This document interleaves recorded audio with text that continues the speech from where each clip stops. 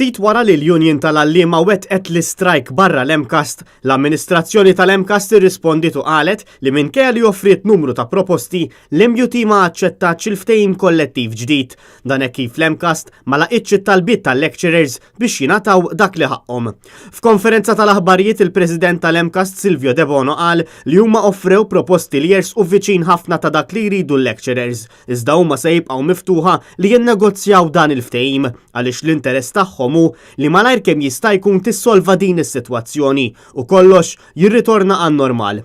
Silvio De Bono qal li mhuwiex minnu li l-proposti tal-MCAST ma ntbatux bil-miktub ħlief għal talba waħda li saret minn uffiċjal tal-Gvern. Din il-proposta kienet li l-lecturers tal-MCAST jaddottaw sistema li topera eżatt bħal dik tal-Junior College. Madankollu, l-MCAST qal li dan ma jagħmilx sens kif l-MCAST hi istituzzjoni vokazzjonali u mhux waħda akkademika biss. It-tkaxkir tas-saqajn mill-Gvern u l-MCAST qed iwassal biex ibatu l-istudenti u bl-għalliema ma jingħatawx dak li huma ħaqhom.